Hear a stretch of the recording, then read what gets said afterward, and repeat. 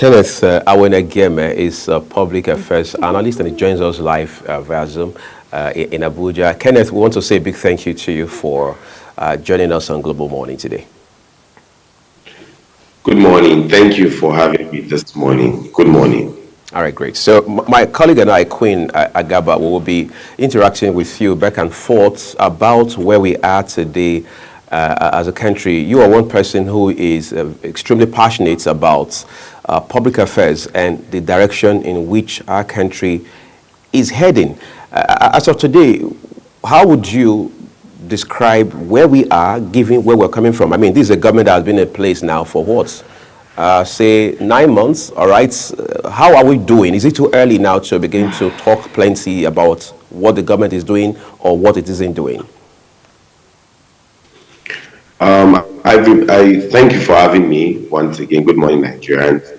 I believe very strongly that a whole lot has happened in the last 8 years of Buhari regime, and Nigerians are in a hurry to see changes, and Nigerians are in a hurry to see economic policies that can alleviate them from poverty, that can put food on their table, that can make them worry less, But as it is now, it's as if we're still having same circle of government or people, in leadership that really doesn't care about the masses, that really doesn't care how the average Nigerian live.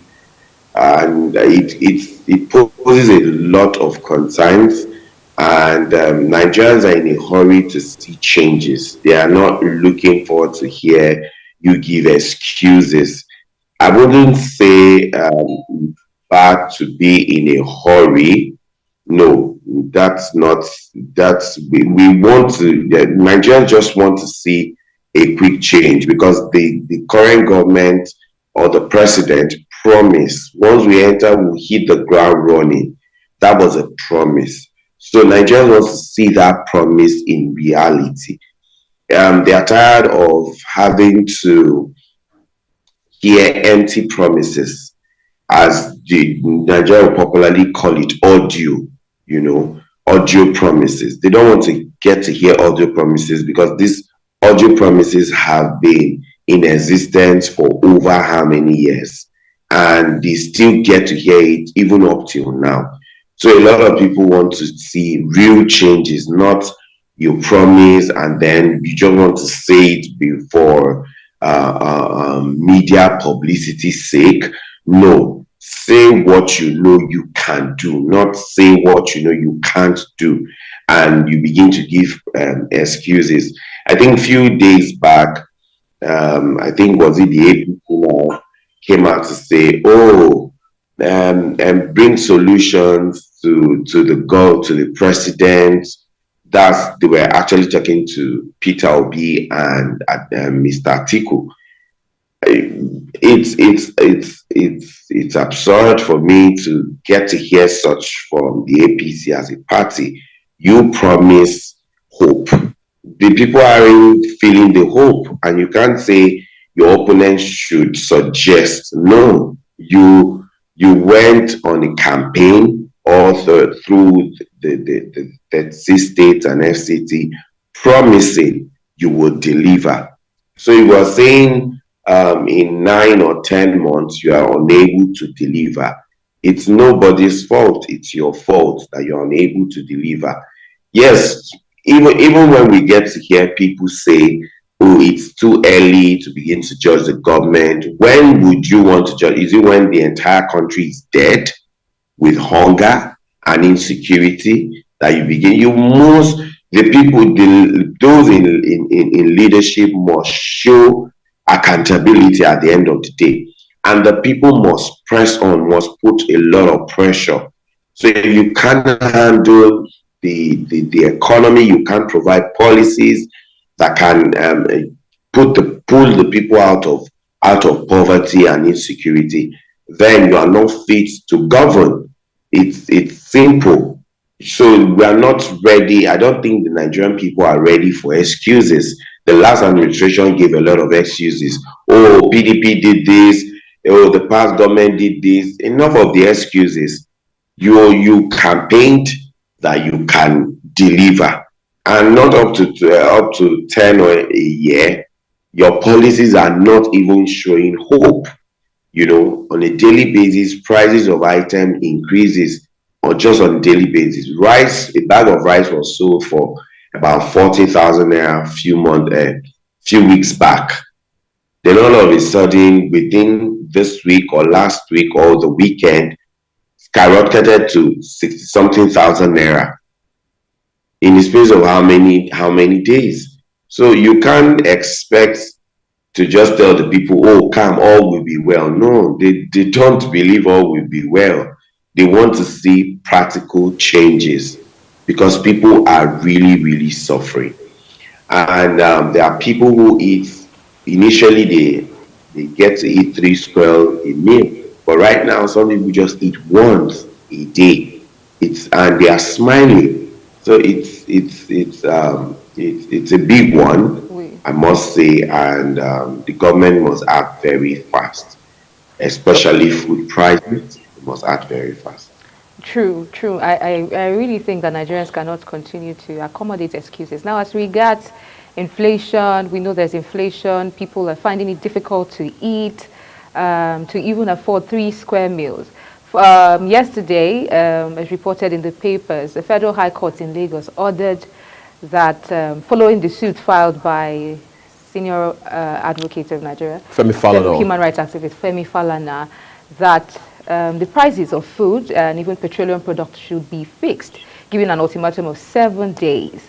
Now, how feasible, this is to the federal government, that the federal government should fix the prices of these items. How feasible is this? Do you see this as a welcome development? How would this help the already difficult economic challenges that we are facing now? What's your take?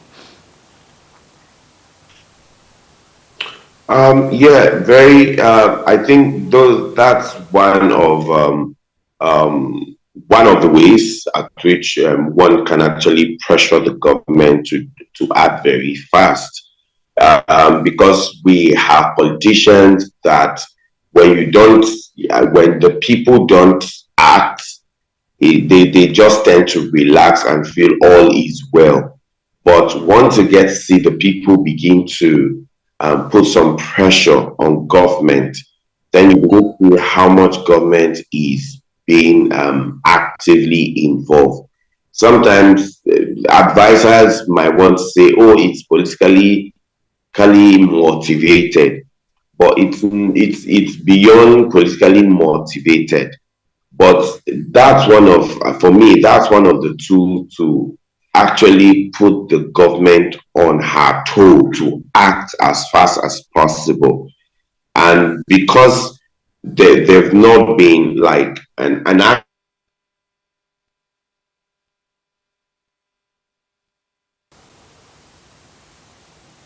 And there's some internet freeze there, but hopefully Kenneth will be back on the program quite shortly. But his points were very clear, right? He was saying that even if we argue from today till tomorrow, I mean, this is me paraphrasing, about whether or not these protests, these demonstrations are politically motivated, the important thing is Nigerians ultimately want to have food. They want to have access to the basics, to the essentials of life. Because as it stands today, I mean, this is a country that is extremely blessed.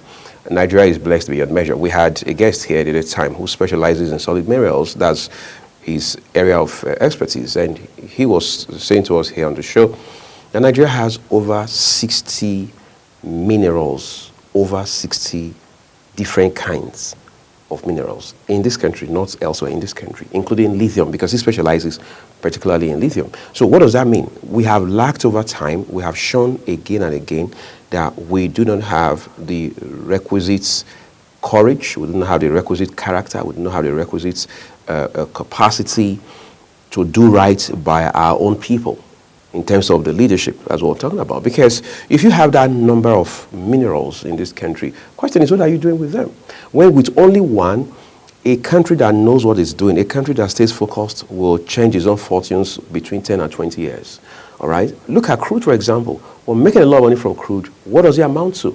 How many local government areas, we have 774 of them, can boast of functional, working everyday kind of facility? Because when I was growing up as a small boy, you would go to a local government and you find a health center. I think that's what they used to call it, a health center. They may not have all the sophisticated facilities that you would find in a teaching hospital or in a federal medical center or in a specialist hospital or something, but they were serving the purpose for which they were established. Fast forward to 2024, how many of them still exist? In fact, if you go to some of them, the grasses there are far taller than the entire building or the fences. You go to some of them, they've been taken over by hoodlums and so on and so forth. What are we doing about all of this? Let's not go into education. Let's not go into road infrastructure. Let's not go into the basics that a country should have and boast of. So when you look at all of this, and then government comes to tell you, well, we are doing the best we can. And that again is a problem. When you say you're doing your best, it's relative. What exactly is the best you're doing? When we put all together, when it's all said and done, I mean, all else equal, what exactly is the best that you're doing? Because by the time we take you out of there and put someone else, that person doesn't even do half of what you call your best, and they're getting the desired result. But again, we also need to be careful. This is not just a federal government conversation. There are 36 state governors. Let's not even go to Abuja, where you have a minister whom some persons have said is equivalent to a governor. The nation has 36 states. Each of these states as of today has a governor. There's no state that doesn't have a governor in this country. In fact, they even have a deputy governor. And each state has local governments. There's hardly a state that, I mean, on the average, states in this country have maybe between 18 and 22 local governments. We have states that have excess of 40, Lagos and Kano, for instance. The question is, what are the roles of the governor? To what extent are they performing those roles? What are the functions of a local government council, of a local government chairman? How well or otherwise are they performing those roles? You see, again, it comes down to being systematic and having structures. It's not every, I mean, you don't have to run to the president. You don't have to run to the governor for every problem. There are issues that should even be settled within your ward, which means you have a councillor to whom you can, I mean, escalate those issues. So you don't have to go to the local government. These are basic issues.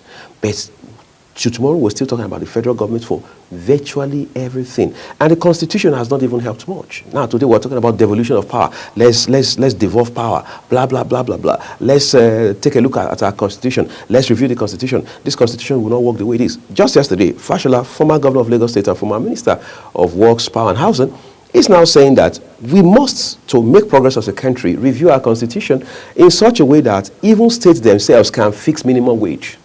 So that doesn't become an agbada kind of system where you do one size fits all. States should have the latitude to determine what they pay as minimum wage. So if I work in Delta State, for example, this is just an example, I'm not comfortable with the minimum wage. I can move my service to another state in such a way that even the minimum wage of states will determine what private employers also pay. It will be like a guide for them. I'm sure that's essentially the point the former Lagos State governor is making. However, he knows, because he's a senior lawyer, and he has said what is right, that you can't do that until you review the Constitution. The question is, do we have the power to do that? People are not even saying what we need at this point is not just the review of the Constitution, that we need to do away with this 1999 Constitution that's amended altogether and evolve a new legal framework for our country. But we need courage to do that. We need vision to do that. But again, that's a conversation for maybe not just this morning on the show. We're taking a quick break now. We'll return shortly. The rest of the program will continue to stay with us.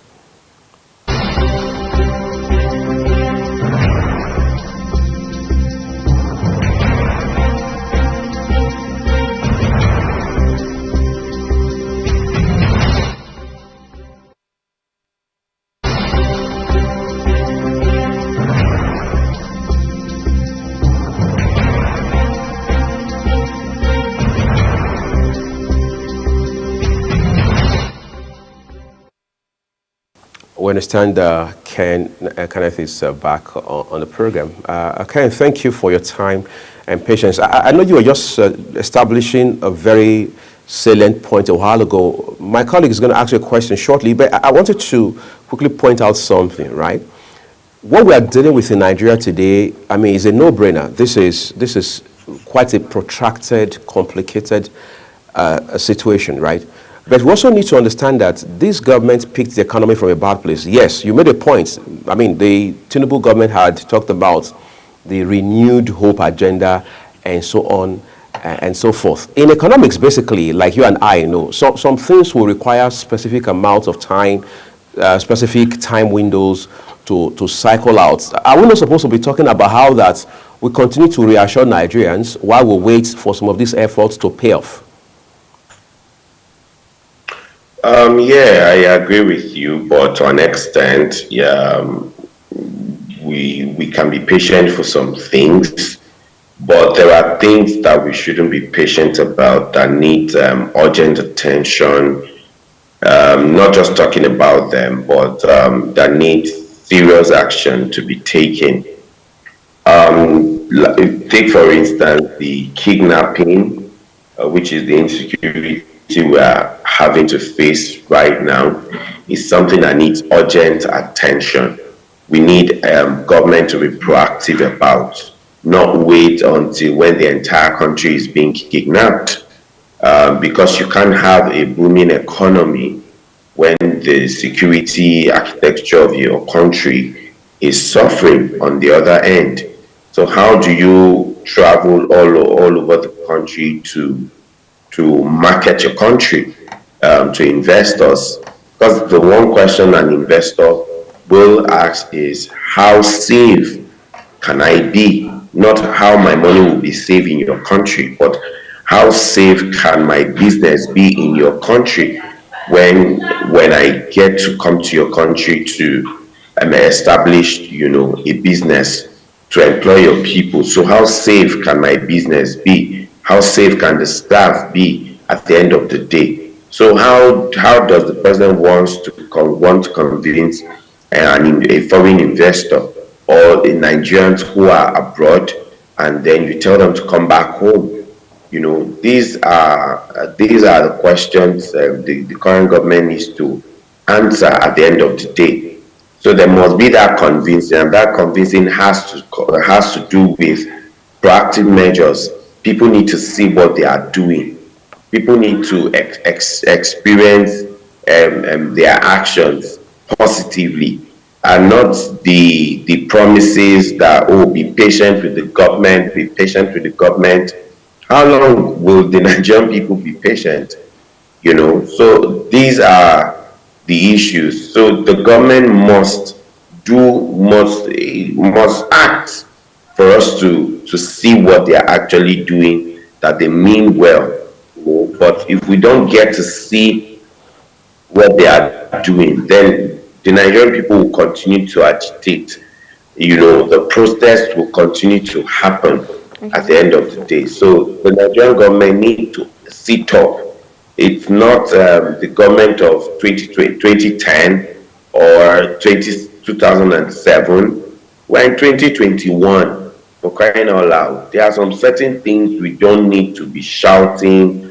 We don't even need to have a national conversation about. There are just some things that we don't need to talk about right now as a country, that we have passed those things and we're moving forward. But as it is now, we are still back to square one. We are still battling with these things. It shouldn't be. When the insecurity of a thing started to happen, started to manifest gradually, the government will relax. Even if it's not your government who was then, but the government is a continuous thing. So you wouldn't say because, the past government did this or did that. No. Enough of blame game. We're not out for blame game. We're out for serious business, because we're serious-minded people. So enough of the blame game. We want to see actions. The food prices can be reviewed. That's an urgent matter, because a man must eat. So it's something that can be reviewed. You come up with instant policies to service the situation on ground. So enough of playing game, giving excuses, and trying to box Nigerians and all of that.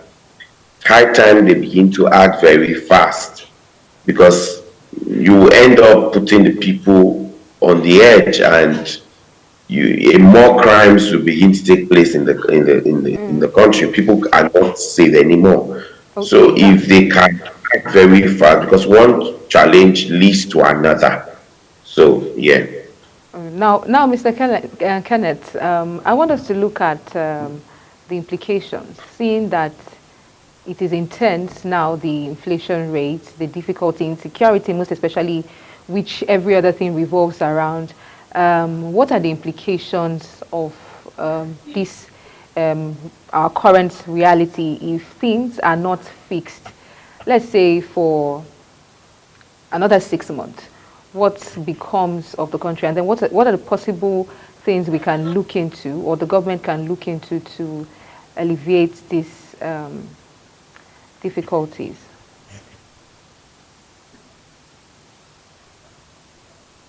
Do we still have Mr. Kenneth? All right. First and foremost, the food.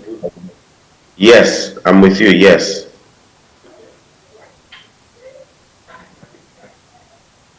Can you Go hear on, we me? can hear Yes, you. I'm with you.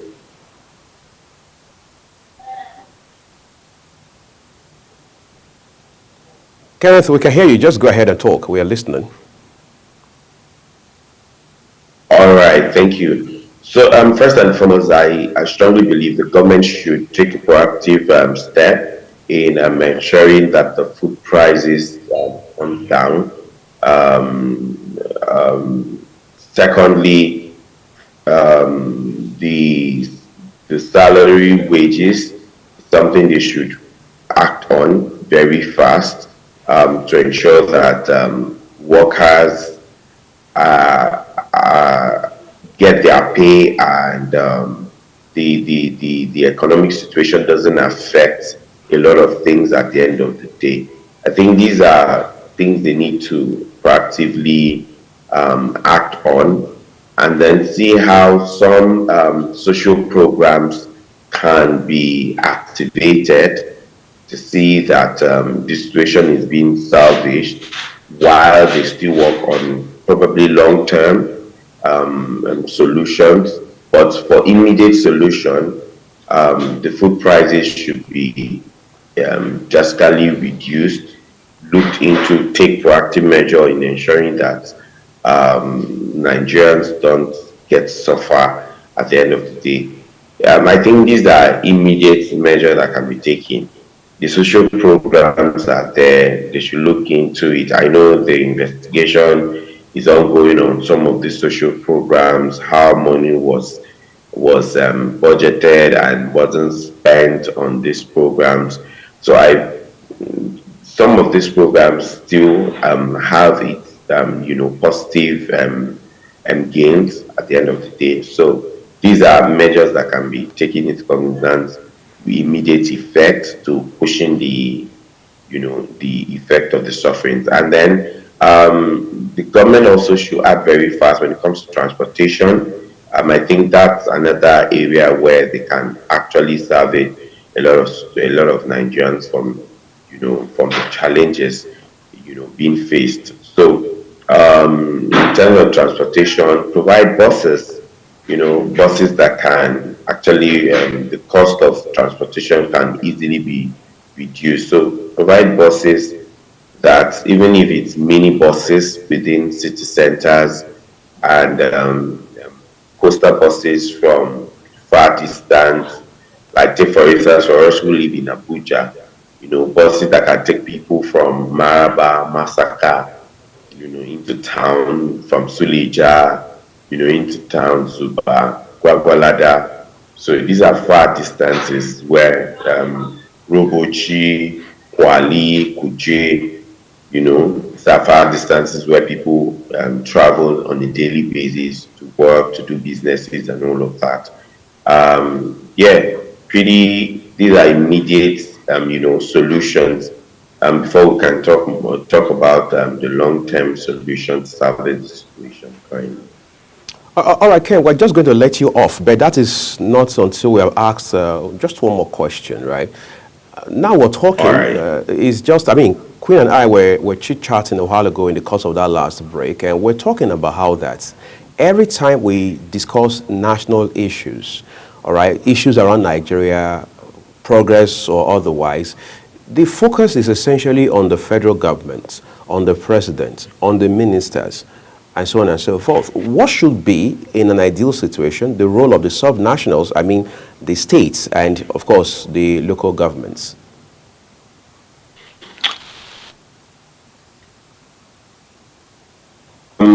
So on that, seriously speaking, I think we need to review our constitution things, and this for sure is there ain't been great awareness. The people are not so much aware on the need to hold their various governors of various states accountable, state house of representatives accountable, local government chairmen and chair ladies accountable.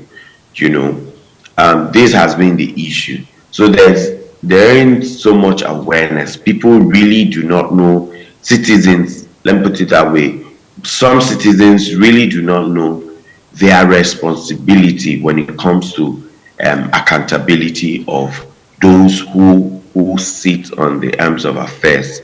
You know, there ain't so much awareness on how their destiny is connected in one way or the other to the government of the day. So we had a lot of people who participated in the elections, you know, last year. That's because there was so much awareness. That was because there was so much one-on-one conversation. People needed to get involved. But in previous times, people weren't involved.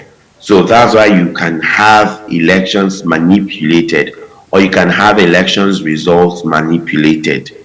You can have small set of politicians who have powers to do otherwise, not knowing that the citizens have so much power. And because the citizens have a way of, after elections, everybody go to sleep and say, okay, we have left the government in their hands to handle. But not knowing that aside from elections, you also have a part to play. Follow up on the government, hold them accountable, continue a conversation. But because the people are not aware of their powers, then they just lie low and they are quiet. Then we now get to another election cycle where they will now say, oh, come and vote me, take bag of rice, take small oil, take Indomie, take. So for the next 4 years, you want to eat Indomie and a bag of rice. So I think the challenge we have is that the people aren't aware that their state government have a part to play, and their state government must be held accountable.